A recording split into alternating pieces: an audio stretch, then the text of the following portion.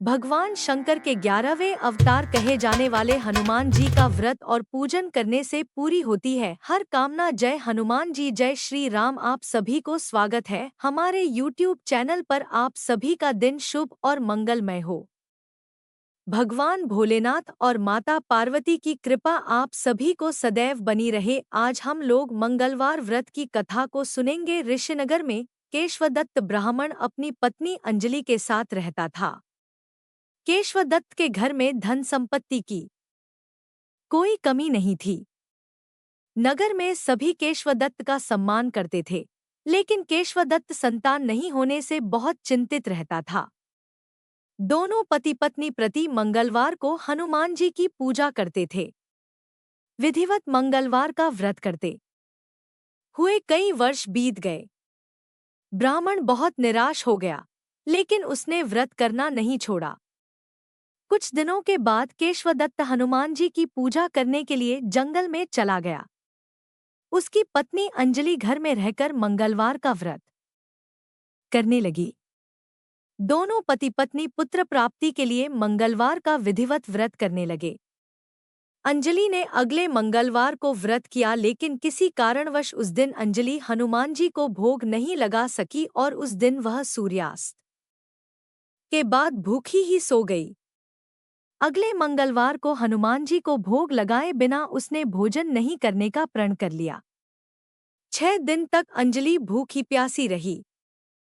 7वें दिन मंगलवार को अंजलि ने हनुमान जी की पूजा की, लेकिन तभी भूख प्यास के कारण अंजलि बेहोश हो गई। हनुमान जी ने उसे स्वप्न में दर्शन देते हुए कहा, उठो पुत्री, मैं तुम्हारी पूजा पाठ से बहुत प्रसन्न हूँ। तुम्हें सुंदर और सुयोग्य पुत्र होने का वर देता हूँ। यह कहकर हनुमान जी अंतर्धान हो गए। तत्काल अंजलि ने उठकर हनुमान जी को भोग लगाया और स्वयं भोजन किया। हनुमान जी की अनुकंपा से अंजलि ने एक सुंदर शिशु को जन्म दिया। मंगलवार को जन्म लेने के कारण उस बच्चे का नाम मंगल प्रसाद रखा गया। कुछ दिनों बाद अंजलि का पति केशवदत्त भी घर लौट आया।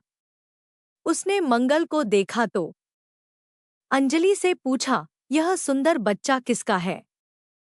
अंजलि ने खुश होते हुए हनुमान जी के दर्शन देने और पुत्र प्राप्त होने का वरदान देने की सारी कथा सुना दी। लेकिन केशवदत्त को उसकी बातों पर विश्वास नहीं हुआ। उसके मन में पता नहीं कैसे यह कलुषित विचार आ गया कि अंजलि ने उसके साथ विश्वासघात किया है। अपने पापों को छिपाने के लिए अंजलि झूठ बोल रही है। केशवदत्त ने उस बच्चे को मार डालने की योजना बनाई। एक दिन केशवदत्त स्नान के लिए कुएं पर गया। मंगल भी उसके साथ था। केशवदत्त ने मौका देखकर मंगल को कुएं में फेंक दिया और घर आकर बहाना बना दिया कि मंगल तो कुएं पर मेरे पास पहुंचा ही नहीं। केशवदत्त के इतने कहने के ठीक बाद मंगल दौड़ता हुआ घर लौट आया। केशवदत्त मंगल को देखकर बुरी तरह हैरान हो उठा। उसी रात हनुमान जी ने केशवदत्त को स्वप्न में दर्शन देते हुए कहा, तुम दोनों के मंगलवार के व्रत करने से प्रसन्न होकर पुत्र जन्म का वर मैंने दिया था। फिर तुम अपनी पत्नी पर शक क्यों करते हो? उसी समय केशवदत्त ने अंजलि को जगाकर उससे क्षमा मांगते हुए स्वप्न में हनुमान जी के दर्शन देने की सारी कहानी सुनाई। केशवदत्त ने अपने बेटे को हृदय से लगाकर बहुत प्यार किया। उस दिन के बाद सभी आनंदपूर्वक रहने लगे। मंगलवार का विधिवत व्रत करने से केशवदत्त और उनके सभी कष्ट दूर हो गए। इस तरह जो स्त्री पुरुष विधिवत मंगलवार का व्रत करके व्रत कथा सुनते हैं, हनुमान जी उनके सभी कष्ट दूर करके घर में धन संपत्ति का भंडार भर देते हैं। शरीर के सभी रक्त विकार के रोग भी नष्ट हो जाते हैं।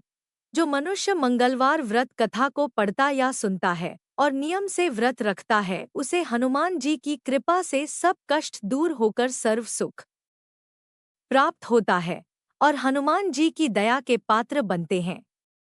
अब हम लोग मंगला गौरी की कथा को सुनेंगे। एक दिन की बात है, उस साहूकार के घर में साधु आए। साहूकार ने उनका आदर सत्कार किया और उन्हें अपनी समस्या के बारे में बताया। साधु ने साहूकार की पत्नी को सावन में मंगलवार को किए जाने वाले मंगला गौरी व्रत करने की सलाह दी। साथ में पूजा विधि के बारे में भी संपूर्ण जानकारी प्रदान की। इसके बाद साहूकार की पत्नी ने सावन माह के पहले मंगलवार से ही गौरी मंगला का पूजन व्रत रखना शुरू कर दिया। अब वह हर मंगलवार को विधि पूर्वक व्रत और पूजा पाठ करने लगी। इस प्रकार कई महीनों तक उसने वह व्रत किया। एक दिन उसकी धर्मनिष्ठा से प्रसन्न होकर माता पार्वती ने भगवान शिव से साहूकार और उसकी पत्नी को संतान प्राप्ति का वरदान देने के लिए कहा। साहूकार को उस रात स्वप्न में एक दिव्य शक्ति ने दर्शन देकर कहा कि एक आम के पेड़ के नीचे भगवान गणेश की मूर्ति विराजमान है। तुम उस पेड़ से आम तोड़कर अपनी पत्नी को खिला देना, इससे तुम्हें संतान की प्राप्ति का सुख मिलेगा। साहूकार ने अगले दिन सुबह उठकर अपनी पत्नी को इस सपने के बारे में बताया और वह उस आम के पेड़ को ढूंढने निकल पड़ा।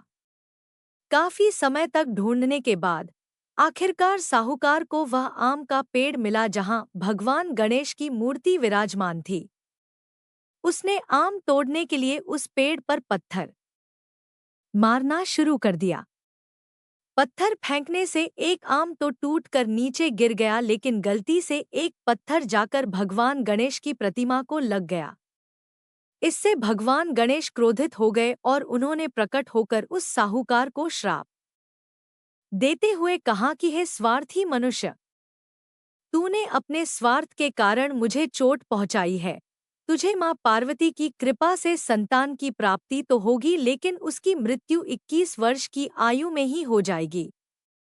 यह सुनकर साहूकार बहुत घबरा गया और वो वापस घर चला गया। उसने वह फल अपनी पत्नी को खिला दिया और किसी को भी इस घटना के बारे में नहीं बताया। कुछ समय पश्चात भगवान शिव और माता पार्वती के आशीर्वाद से साहूकार और उसकी पत्नी को पुत्र की प्राप्ति हुई। इससे उन दोनों के जीवन में खुशी का ठिकाना न रहा, लेकिन साथ ही साहूकार इस बात से भी चिंतित था कि उसका पुत्र अल्पायु होगा। देखते ही देखते वह बालक 20 वर्ष हो गया और व्यापार में अपने पिता का हाथ बटाने लगा। एक दिन घर लौटते समय साहूकार पेड़ की छांव में तालाब किनारे बैठकर अपने पुत्र के साथ भोजन करने लगा। तभी वहां कमला और मंगला नामक दो कन्याएं कपड़े धोने के लिए आईं और कपड़े धोते हुए आपस में बात करने लगी। कमला ने मंगला से कहा कि मैंने इस सावन मास में प्रत्येक मंगलवार को मंगला गौरी व्रत रखने का निश्चय किया है। तुम भी मां पार्वती को समर्पित यह व्रत अवश्य करना। इससे माता पार्वती प्रसन्न होती हैं और आप पर उनकी कृपा दृष्टि बनी रहती है। इसे करने से मनोवांछित वर और अखंड सौभाग्य की प्राप्ति भी होती है। कमला की बात सुनकर मंगला भी इस व्रत को करने के लिए तैयार हो गई। दूसरी ओर साहूकार ने दोनों कन्याओं के बीच यह पूरा संवाद सुन लिया और उसने अपने मन में यह सोचा कि यह कन्या मंगला गौरी व्रत को करती है, इससे इसे अखंड सौभाग्य की प्राप्ति होगी। यह मेरे पुत्र के लिए एक योग्य वधू साबित होगी। ऐसा सोचकर वह उन दोनों के विवाह का प्रस्ताव कन्या के पिता के पास लेकर गया। साहूकार की गांव में प्रतिष्ठा और मान होने के कारण कमला के पिता अपनी पुत्री का विवाह साहूकार के लड़के से करवा देते हैं।